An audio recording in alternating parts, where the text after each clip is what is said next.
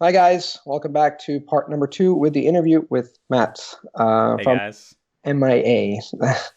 Massive Immersion, right? Yes. And we talked about massive immersion. If you haven't watched the first part of the video, please do. It's really interesting. We talked a lot about immersion, how to learn Japanese, how to learn languages, mechanics and dynamics of language learning, kids versus adults is really interesting. Don't miss part number one. Now, let's keep delving into language learning, massive immersion, and whatnot. And the next question, I have a list of questions here, is how do you get used to the Japanese word order without having to translate everything in your head? I myself tried to learn Japanese some 9 years ago. I do speak a little bit, but the main mistake that I've made was that I was trying to speak Japanese from the very beginning by translating everything directly from a native language into Japanese, and the sentences that I wanted to form were too complex, and the cognitive load on my brain was huge. hmm So if I came to you, let's suppose you were my Japanese consultant, and I came to you desperate after failing at Japanese miserably, what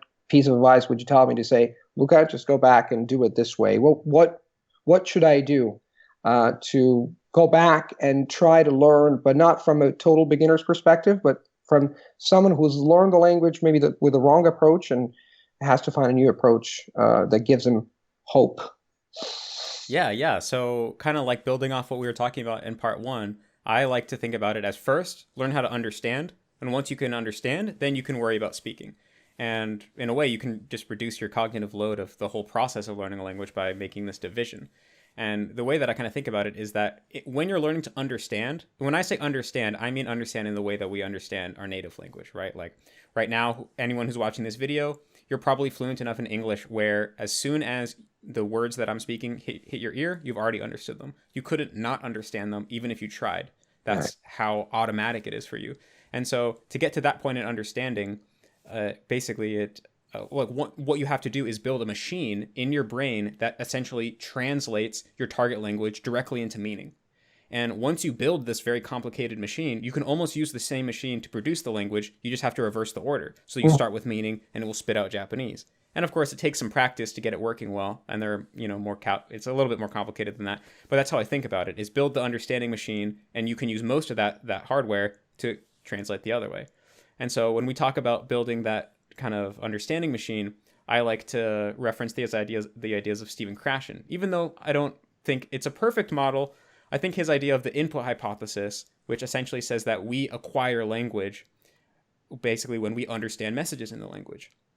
So even with the Japanese word order, right? If you knew that the word neko means cat and the word iru means to exist in terms of an animate object, and you were watching a TV show where there was a cat on the road and you see a kid point to the cat and you're like, neko ga iru, like you would know, oh, he's saying there's a cat.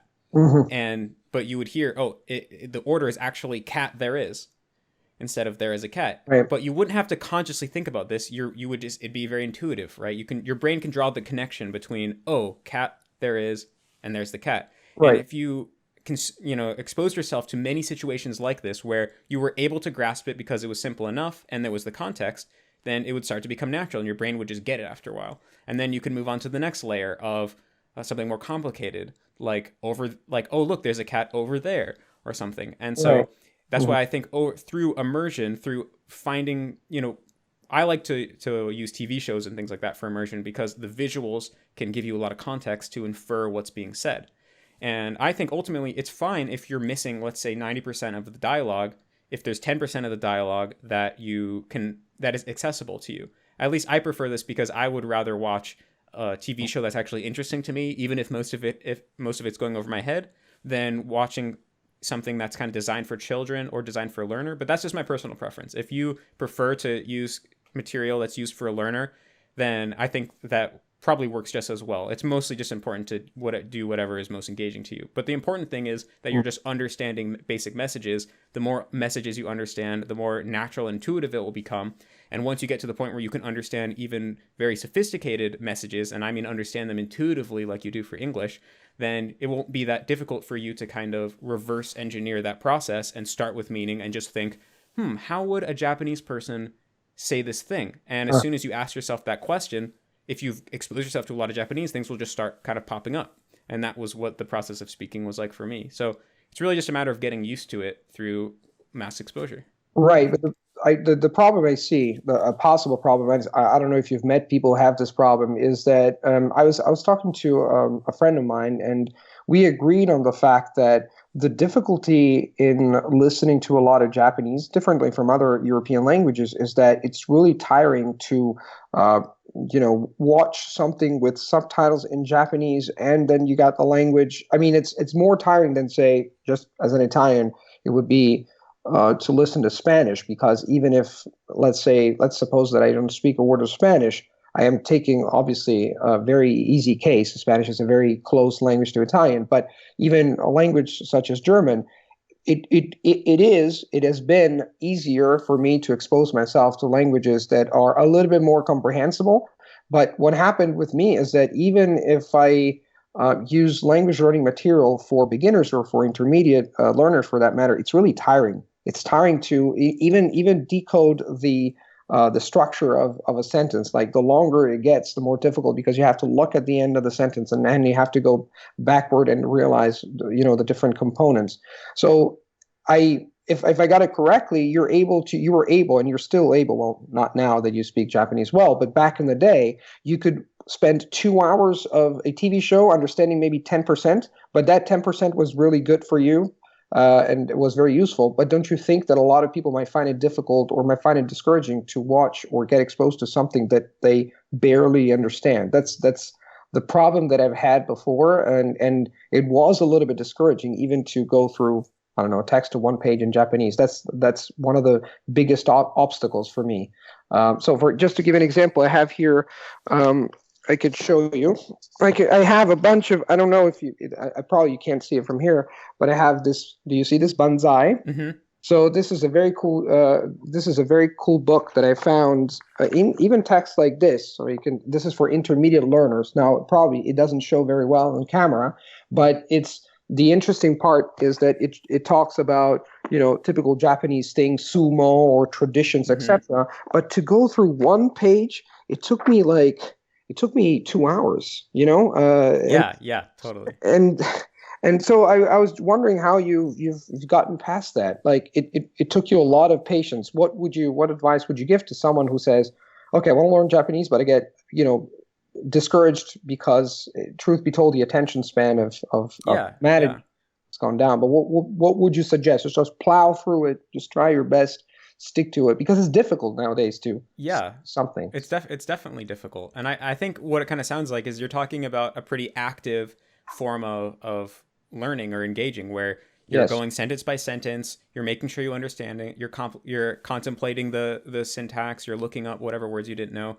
And I would do that as well, but maybe 30 minutes a day, 30 minutes to an hour a day. And then the rest of the time I was consuming Japanese content with a much more relaxed form of attention.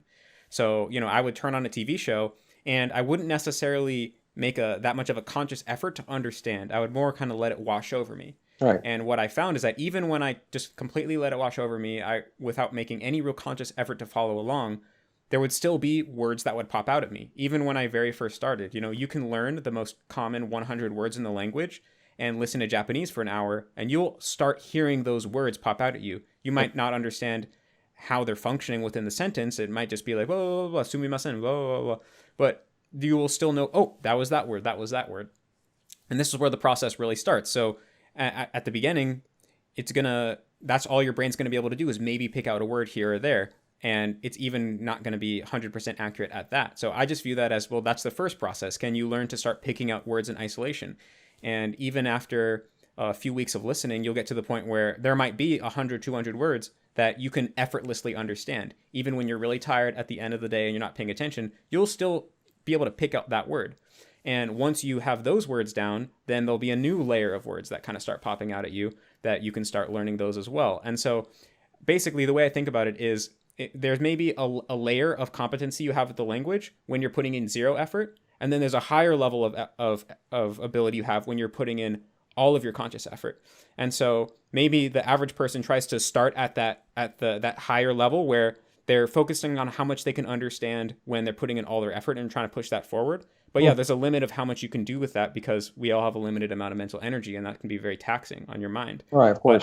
I would do that a little bit a day, but then I'd drop back down to the level I could understand with almost no effort, and I'd still let that arise and eventually get to the point where what I could understand with no effort was where I used to be able to understand with all my effort. And then when that happens, the amount I can understand with effort goes up even more. So I think it's more kind of changing your mindset to almost how a child would approach watching a TV show, right? Like maybe you can watch an infant be really entranced watching some, show like Blue's Clues, and, they're kind of just taking it in, soaking it up. They're not really analyzing what's going on.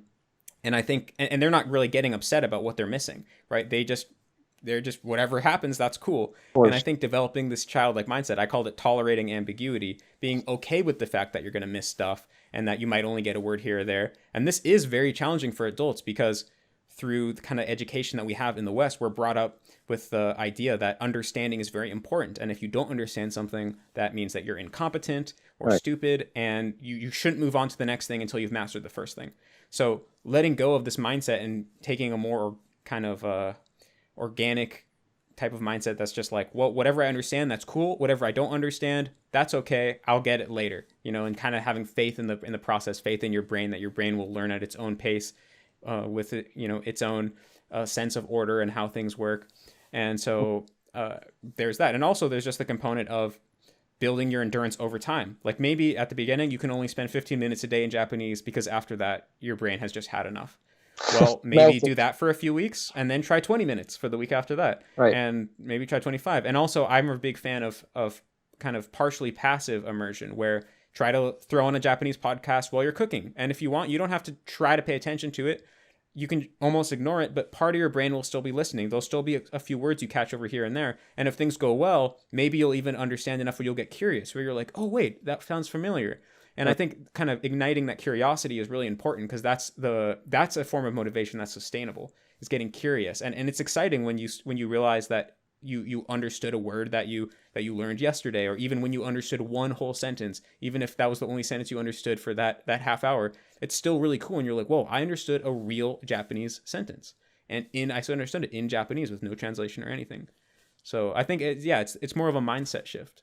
I'm a big fan of when people talk about either this or that in language learning, you remind me of a very important point. You said that you do some deliberate practice in trying to decode. You used to do it, try to decode a text, etc. But on top of that, you did also passive listening. And I think you can do both. You should do both. You should do as many, activities, engage in as many activities as you can. Passive listening while doing the dishes, or, reading a text and trying to decode it. That's, as a matter of fact, it's not the only thing that I did when I was trying to learn Japanese, but mostly I was trying to do this very deliberate stuff, and I didn't spend time watching anime, which is what I should have done. Anyway, so on to the next question.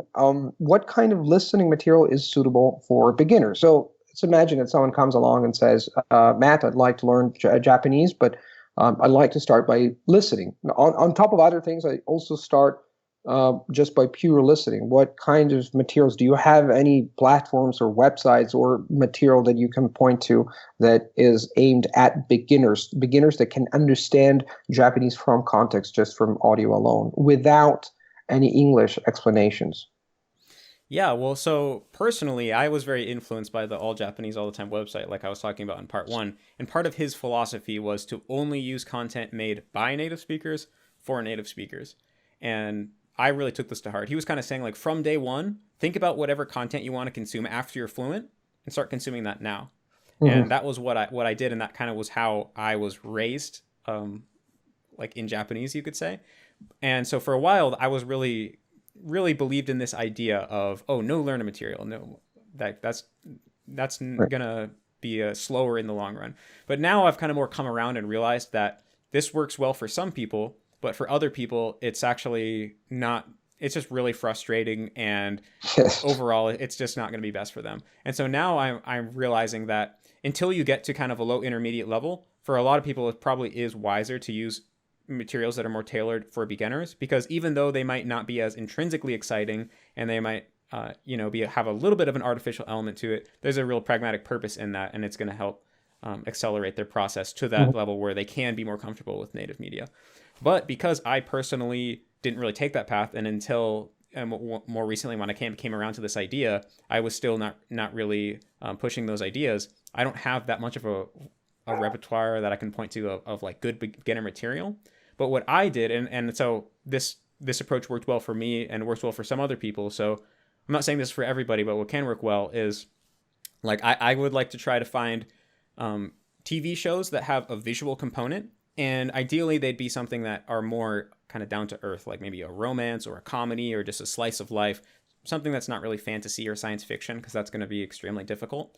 And what you can do is either choose a show that you've already watched once with English subtitles, or maybe you can choose a Japanese dub of, or whatever language you're studying, right? A Japanese dub of a show that you've seen in English, or maybe you can even just choose a show but read a summary of it on Wikipedia, or read the episode summaries on Netflix. So you have some idea what's going on, and then you watch it, and just due to the visuals, you know, like for a corny comedy show or a corny like romantic comedy, something, you could probably turn the volume off and still basically get what's going on.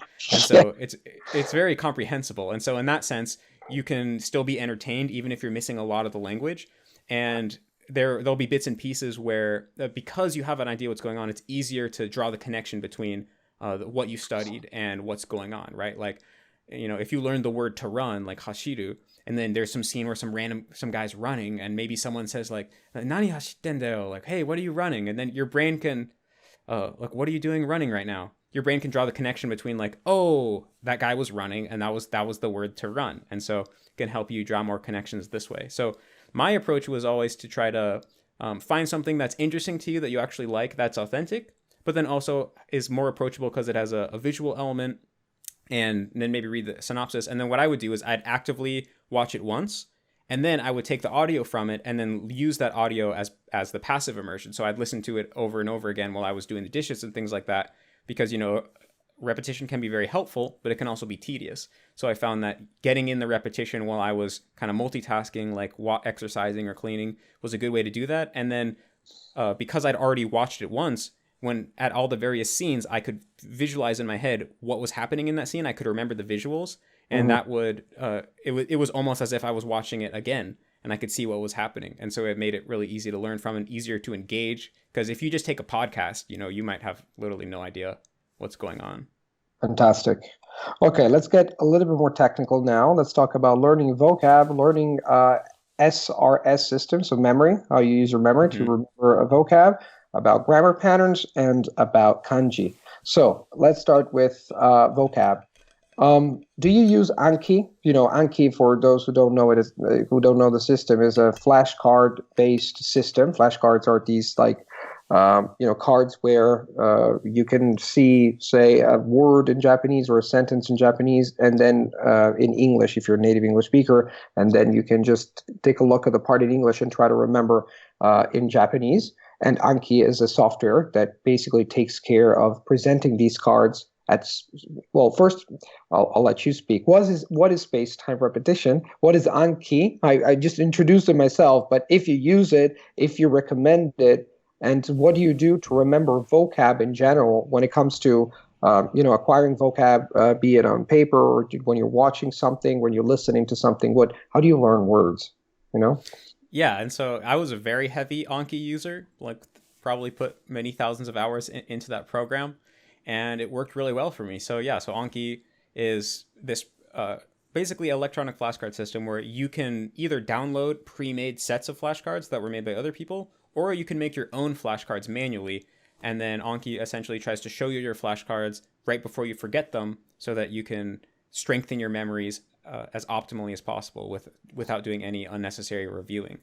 And so I think it's a really good way to learn vocabulary because it's just very straightforward. It basically handles the knowledge for you, so you don't have to worry about when you should review, and it kind of solves the problem of how do you not forget what you've already learned as you continue to learn new things. Because if you take a class in the language, every week you might learn 10 new words, but then by week 3, you're starting to forget the words you learned on week 1 because you haven't been reviewing them. And people try to manage this with paper notebooks and have their own review systems, but it can get very complicated very quickly. So having this very simple form of artificial intelligence basically tell you when to review your cards is very practical, especially when combined with lots of exposure to the language. Because I think one issue people run into is that they learn about this program Anki, they learn about how it can help them learn a lot very quickly, and they basically just go balls to the wall learning 50 words a day with Anki, many hours on the program, but that's all they do, and they don't actually spend time consuming real authentic content in the language, and so they just end up with a lot of knowledge, but none of it is activated, and so it doesn't really do any good to them, and that's why people end up quitting the program or writing it off as not effective. But I think it's important to combine the immersion component with the learning component. And so the way that I would do that is, well, if you're a very beginner, I think it can be useful to just download a deck that can help you learn the most common 1,000, 2,000 words, because, you know, the most common few thousand words covers almost 80% of the entire spoken language. So just kind of nailing those out, memorizing those can give you a really good head start. But then after that, rather than using some kind of vocabulary list to choose what words you learn, I like to actually decide what words to learn from my immersion itself. So what I'll do is, like what I used to do is I would watch anime, Japanese anime with Japanese subtitles, and I would wait for a sentence to pop up where I understood everything but one word in that sentence.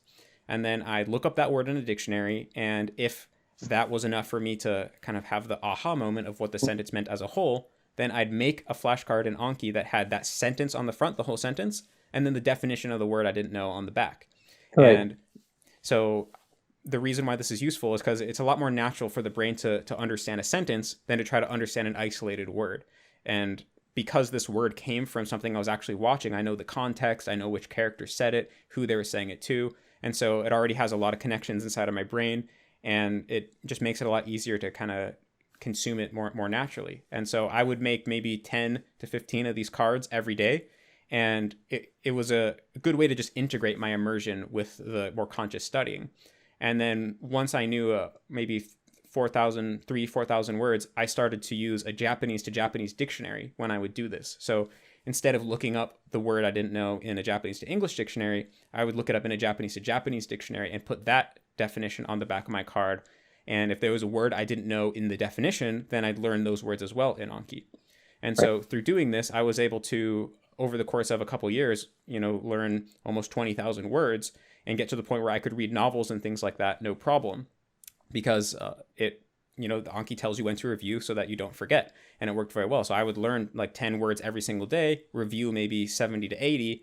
And because the intervals of how often you have to review a card to keep it in your memory grow exponentially, the total amount of review doesn't really increase over time. It stays pretty consistent, even though you continue to learn and learn. And what I found was that making a flashcard for something wasn't enough to fully acquire the word.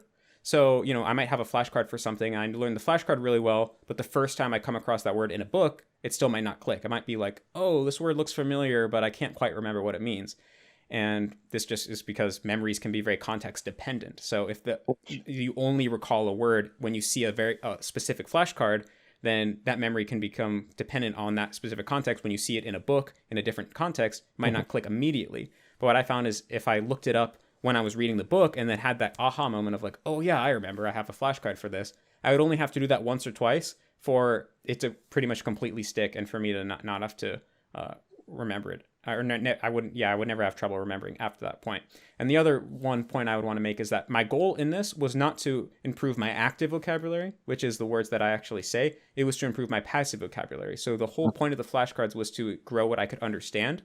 Then I would get lots of input that I would understand, and through that I would naturally get a sense of what words were natural and what words were more formal and not really appropriate for conversation, and I would be able to imitate that myself. So sometimes Japanese people would look at my flashcards and they'd see some rare word that only is used in like novels, and they'd say, oh, you don't need to know that. We never say that. But I would say, no, I do need to know this because I want to be able to read novels, and they use novels. It's not a matter of whether I'm going to use it in a conversation or not. Right. So two questions come to my mind right now. So I want to play the devil's advocate here. And when you say you said that you use Anki, you relied heavily on Anki to learn Japanese. So the questions are: have you done that for Mandarin Chinese as well? And the second is, what about all those people who don't like using flashcards? So what would you suggest if someone said, for example, I, for one, have never used Anki. I know of it, and I've talked to some of my students who use it, But I wouldn't use it just because I'm not used to. I have my own SRS system integrated in my own language learning method, so to speak. Yeah, so the questions are, have you done it for Mandarin? If you learned another language, would you still rely on Anki? And the second one is, if what would you do? What would you advise to use if you can't use, for whatever, you don't want to use Anki or can't use Anki? Yeah, so yeah, I have been using it for Mandarin, and it's been going pretty well, particularly because now I'm incorporating a lot of audio onto my cards.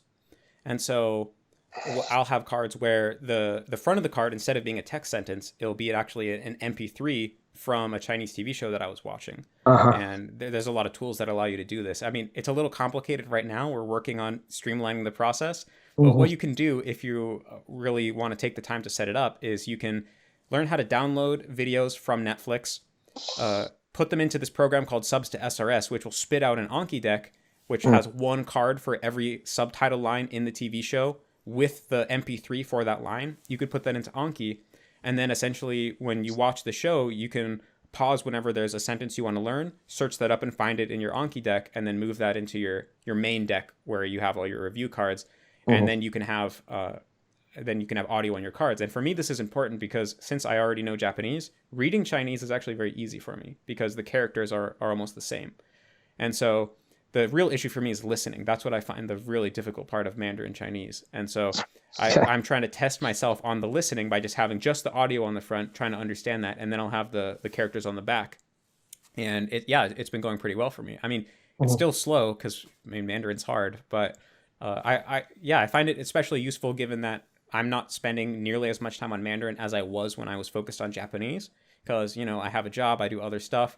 But of course, what Anki allows me to do is, even if I only spend half hour to hour a day on it, then it's still going to allow me to maintain whatever I've learned. I'm not going to backslide by forgetting things, because it's going to at least guarantee I remember 90% of what I've learned. So it has been going pretty well. But as to your other question about people hating Anki, like, this is definitely a thing. Some people just seem to be allergic to Anki, and it's just not for them. And I would say that my greater language learning methodology is that the most efficient way to learn a language is combining mass exposure with the right amount of conscious study. And my preferred form of conscious study is Anki, but if you have a different preferred form, I think that's totally fine. And ultimately, you're still falling into the overarching structure of how I think you should approach a language. So in a way, Anki is my preferred way. It worked well for me. I think it works well for people with my personality type who like to be very methodical. They like how it gives you statistics that show you how much stuff you learned. But if you have a different personality type, then it might not be for you. And I think even just instead of spending a half an hour a day on Anki, maybe you could just spend a half an hour a day like actively reading texts and looking up the words you don't know and being deliberate about that. And that ultimately can probably have a similar effect. Or, Steve Kaufman has his system Link, which is a different way to kind of incorporate active study or active learning with your immersion. And I think that can work well for different people as well. So I don't necessarily think that Anki is a one-size-fits-all solution, although I think there are some very particular issues with Anki that tend to deter a lot of people. And Yoga and I are actually trying to work to improve on these issues by creating add-ons. So for example, one of the biggest problems with Anki is that in order for it to really work, you have to do it every single day, because Anki is going to tell you every day what cards you have to review that day. And if you don't review them that day, then you have double the reviews the next day. So what happens is a lot of times people get busy, they miss a day, they get sick for something, and then the next day they have double the reviews. They don't have enough time to do double. And so then they kind of just end up going further and further into Anki debt, and then they end up just dropping it. And I've used to experience this all the time. It's a huge source of stress that you can never take a day off, never take a vacation.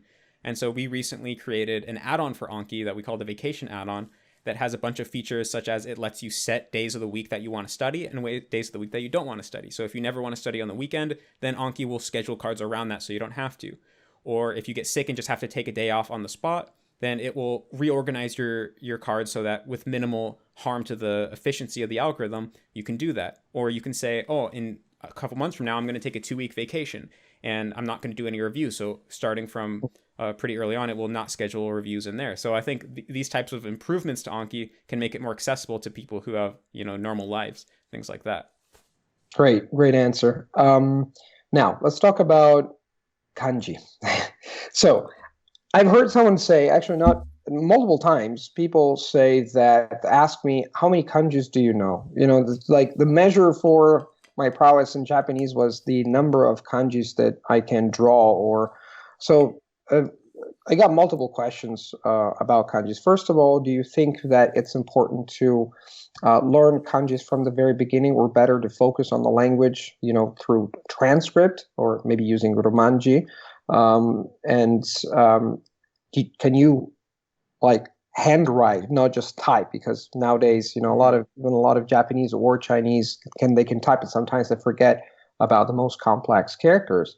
And third, is it worth learning to handwrite, because you can always recognize and type? And fourth, let's see if you remember all the four questions. And fourth, you said before that already speaking Japanese and already recognizing and understanding and knowing kanjis helped you with reading Chinese. But don't you think even if sometimes the pronunciation, it actually comes from, they're similar, they're different, but similar in a way, because did it help you or did it confuse you? When it comes to, you already know a language, you see a character, a symbol, and in your mind, that symbol represents both the meaning in Japanese, which is encoded in your brain as a sound, and then in Chinese, you have another language that comes later because you learn it later, and then you have that other meaning and that other sound. So on the one hand, it's easier. You understand the meaning of the sentence because you recognize the meaning of the kanjis, but doesn't get it in the way when it comes to speaking or recognizing or encoding that information in the new code that is Mandarin Chinese. I don't even remember how many questions I asked you, but if you remember. Yeah, I might need to ask for a refresher, but I think I remember the first one. So the first one I think was, do you recommend learning kanji right from the start? Yes. And so the way that I learned Japanese, and the way that we generally recommend people to do it at the mass immersion approach, is to learn kanji at the start. But I think you could come up with other formulations of the overall process, where you would first focus more heavily on the spoken language and then learn the written language later on. But I think this is inherently more difficult because it's just easier to learn from text than from pure audio. And you can learn from transcription, but I don't know how many good resources there really are for doing that. And so it gets a little bit impractical, I think, but you can do it. And there are definitely people who just go to Japan and they become fluent in the spoken language without learning how to write. But the thing is, when you learn kanji, you're kind of opening the door to this huge set of interconnections within the language, because there are many kanji that all share the same reading, but they all have different meanings. And so when you learn a kanji, you realize, like some characters that have the pronunciation tsu have this meaning of like communication. And so then every time you learn a word that has that tsu and that communication, you draw the connection of like, oh yeah, it's the same tsu as that other one. So it helps you keep track of morphemes, kind of like roots and stems in English. And so I think in a way, in the long term, although in the short term, it can be a real challenge because you have to learn all these characters, it's hard. In the long term, it makes things a lot easier, because if you learn a word that consists of characters you already know, it's almost effortless to learn the word because you can guess the meaning and the reading. And so I think, unlocking the door to the phonemes of Japanese through kanji is going to be the best path in the long term, especially because a lot of words that are made up of kanji that have the onyomi reading, this might be hard to follow if you're not already a little bit familiar with Japanese. But the characters in Japanese, they have two different sets of readings, the onyomi and the kunyomi. Yes. The kunyomi come from the original spoken Japanese language, and the onyomi are borrowed directly from Chinese, the Chinese pronunciations. And so there's a lot of words with that Chinese pronunciation that kind of sound, there's a whole many words that sound very similar to each other, because they took the Chinese language and they forced it into the Japanese phonetic system. And so a lot of information was lost, because Chinese probably had tones back in the day. They had more vowels and things like that. And so there was information lost when they would borrow the pronunciations, put them into Japanese. So now there's a lot of words that just sound like super similar. Like if you just look up kolchol in the dictionary, there might be over 15 Japanese words that are pronounced exactly the same. And if you don't know the characters, then it's really hard to keep track of all the different words because of this. So in a way, there's words that sound artificially similar to each other in Japanese because they're borrowed straight from an entirely different language. And so because of this, I think you're at a really big disadvantage without kanji. And was the second I question just about how wrote to it learn down kanji? before I forgot. Yeah, So yeah. it was kanji from the start, then handwriting. Like, is it important to handwrite? Is it worth it? Well, you just were addressing this, and then difference between Chinese and, well, if you got confused by knowing Japanese kanji when you tackled Mandarin Chinese. Yeah, and so the way that Handwriting. I You handwrite beautifully. Handwrite. Can you do that? I can handwrite okay. I used to be better at it. I don't really practice it anymore, but I used to practice it more. And I mean, I don't really have good handwriting in any language, but I was okay. I could write out a lot of stuff at one point, and I can I could still survive if I had to, like, fill out a document by hand.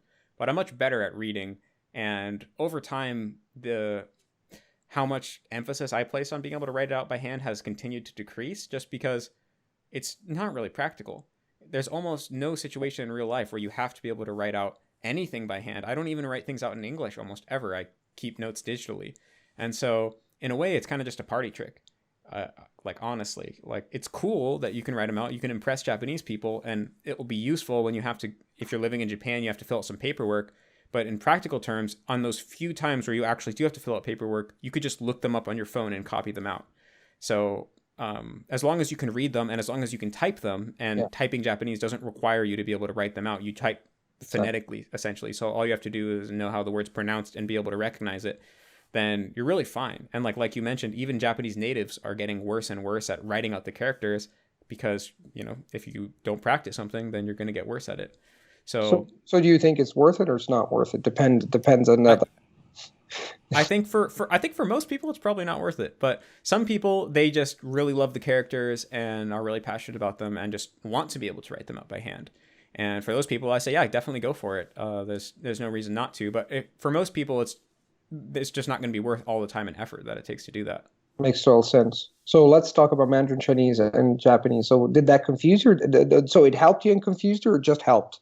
Was it beneficial? There's definitely like a little bit of confusion. Like, when I first started learning Chinese, and even now, what will happen is that like, there'll be certain characters where I'll learn the Chinese reading of it and I'll get very familiar. Like, there's the like the character that is just the possessive particle.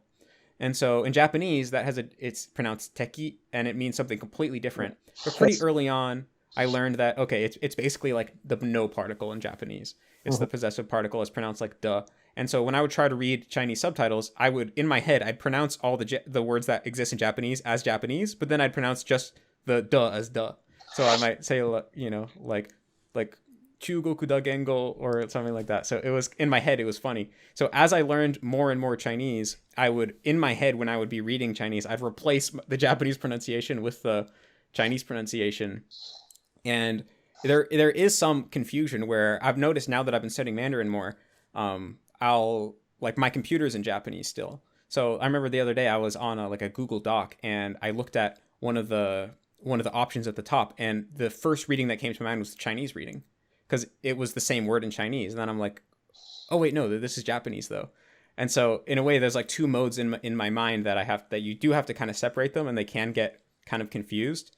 But I do also notice that because even within Japanese, the same kanji can be read many different ways.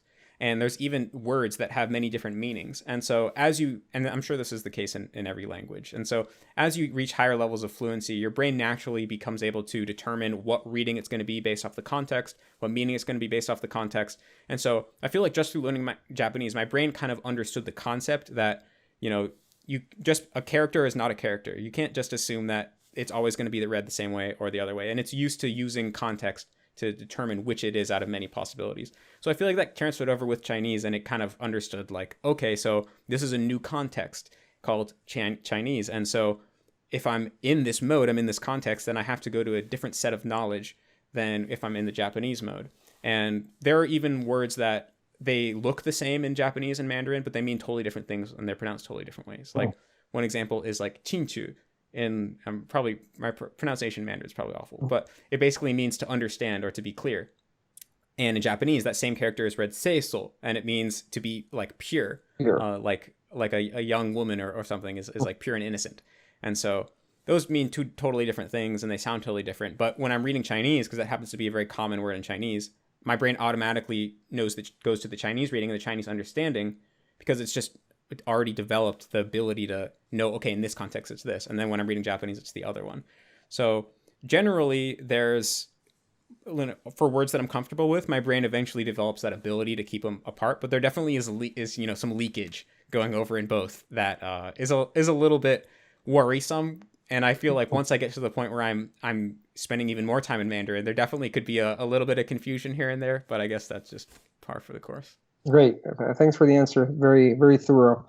One last question before we finish was about Mandarin Chinese, and I was just wondering, how do you train in speaking? That is, what did you do with tones? Because in my experience, I've seen that they actually, in China and across the entire world, they tend to teach tones backwards, as they get a habit of doing in language learning in general. So they teach the individual tone, and then you have to remember the single tone, and then you have to remember that the word has two syllables, and then you have to put it together, which makes it a disaster for your brain, or the cognitive load. You have to think about the meaning of a sentence. So to say a very easy sentence, it takes centuries.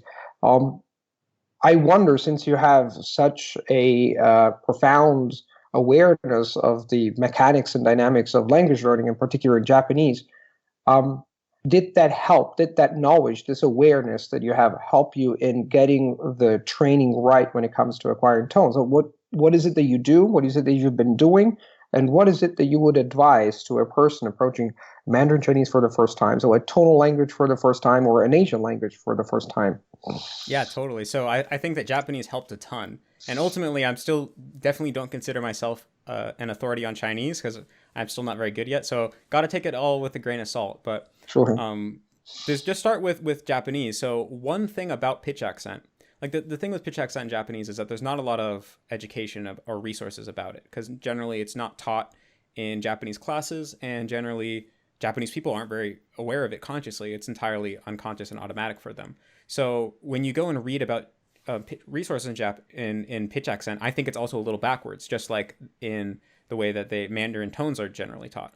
So the big insight that I had learning pitch accent that I had to come to on my own, because no one told me, is that ultimately it's not really about the rise and the falls. What it's really about is that for each pitch accent pattern in Japanese, there's 4 basic patterns that each kind of have an archetypal sound to it. Like there's the Heibon pattern that just has this eerie flatness to it, like Nihongo. And then there's the Atamadaka pattern that has this release of energy at the top, like Jinsei. And sometimes, and so basically, yeah, each pattern has this archetypal kind of ring to it, just like how even if a trumpet and a flute play the same melody, you could tell which one was a trumpet and which one was a flute. And so, when people speak really fast, sometimes it doesn't actually follow the strict rules of when it's supposed to go up and when it's supposed to go down. And so you can't really hear it. And this is why a lot of learners are like, how is it possible to hear this pitch accent? It's like way too fast and too blurry. But the thing is, the archetypal sound pattern is still there, even if the strict rise and falls aren't. And so I think it's the same thing with tones, where, the more, what I consider, the more helpful tone resources, they teach you tone pairs, right? So each tone pair, I think, has a certain ring to it, a certain sound to it. And so it's less about hearing like the exact wave pattern and more about teaching your brain to identify which pattern you're hearing, which kind of this archetypal, melody are you hearing. And once you train your brain to hear that and notice that, so that every time you listen to Chinese, you can't help but notice it, that pattern is happening, then when you start to speak, it's not really going to be a matter of doing the math in your head. It's just going to be a matter of it's supposed to sound a certain way. And just like how if you're singing, you can hear if you're off tune, it will just be like that. So just like how I was talking about with pitch accent, it's about first getting enough conscious knowledge to know what to listen for, but then training yourself to actually be able to hear it just through lots of paying attention. Then you'll be able to develop an intuition for what it's supposed to sound like. Once you know what it's supposed to sound like intuitively, then you can just guide yourself to the right tone, the right, make sure that you're nailing it all, just because it'll just feel wrong when you're wrong. So you do agree with me that learning the single tone of each syllable and trying to repeat it is kind of, I mean, I think that at the beginning, you're not going to be able to hear it. So In fact, that's why for me, I'm still just focused because I'm applying my own method of first I'm just focusing on understanding before speaking. So I don't even have to really worry about producing it. But I think the problem with producing it is you're not going to be able to hear it. You know, like you can imagine a student with Chinese working with a native speaker, they're saying it over and over and they're like, no, not like this, like this. And the person is like getting better, but to them it all sounds the same. They could wake up tomorrow and then they forgot everything they learned, so they don't hear it. You know, it's just like how humans can't hear the frequency of the dog bell. So I think the first step is you got to be able to hear it, or you have no shot of producing it yourself. And that's going to happen through a lot of listening. But you have to listen in the right way, because your brain might ignore it if you don't really hone in on what you're supposed to be hearing. It's not just about what you hear; it's how you listen. It's not just about, okay, I'm just going to listen in Chinese, I'm going to learn. It's a very good point. How you listen makes a whole difference. Yeah. And Matt, to go on just one last point to go into a little bit more detail, I think that ultimately the mechanism of improving at anything is trial and error. So if we just think about the process of getting better at shooting free throws, right?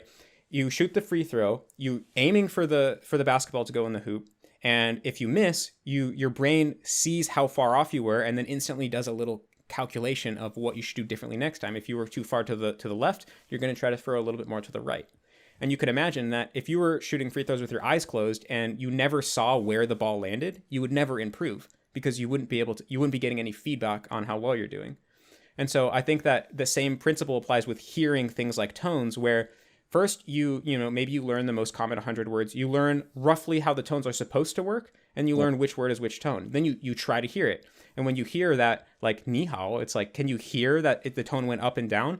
If you heard it and you heard the tone, then you tell yourself, like, oh, that was it. And if you didn't, then you know, oh, I didn't hear it. And so you are providing yourself with the feedback that's going to allow you to improve. And that's why if you just blindly listen, you might never pick it up, because you're not creating that feedback loop of trial and error. Agreed. Fully agreed. And I think it's a trial and error process is really important. And I think that one word that people should ban in language learning, and I think in general in life, is perfection. If we were not perfect, we're going to make a lot of mistakes. We learn from mistakes. So this trial and error process is all the more important when it comes to acquiring a language. You know, we tend to think that we have to get things right immediately, but that's impossible for language learning, or anything else for that matter. That's impossible. Matt, has been an amazing interview. Thank you very much. One last thing that I wanted to ask you. You said that you had. I wanted to know if you have some more precise information or resources that you can point to when it comes to pitch accents. So you said that you've dealt, maybe if you don't have it at the drop of a hat, to say we'll add anyway. I'll add more information and links below. But if you have anything that comes to mind when it comes to pitch accent, because I found something back in the day and I can't remember. I try to look, because I'm also interested in this kind of analytical understanding and delving into this. So if you have anything now or later, please let me know, and I'm just going to put it in the description box so that people. Yeah, totally. Yeah, right now there's this other YouTuber, Dogen, who is really fluent in Japanese, and he makes videos in Japanese and English, and he created a phonetics, basically phonetic series talking about phonetics in Japanese, and he goes really in detail in pitch accent. He has many lessons talking about it, and they're not for free. You have to subscribe to his Patreon, but I think it's just $10 a month, and you can get access to all the lessons. So right now, like, I think that's the best resource out there. I want to eventually make my own, because I think I could put my own twist on it. That would be helpful. But for right now, I think it's probably the best resource out there. You definitely should. It would be a great product. Okay, Matt, tell people where they can find your website and. Yeah. So you can learn more about the mass immersion approach at massimmersionapproach.com. You can also check out my YouTube channel, Matt vs. Japan, and also on Twitter at Matt vs. Japan. And we'll put everything in the description box. Matt, thank you very much. This has been an amazing interview, and I'll see you soon here on YouTube. Awesome. Sounds good. Yep. Had a great time. Thanks so much for having me on. Bye.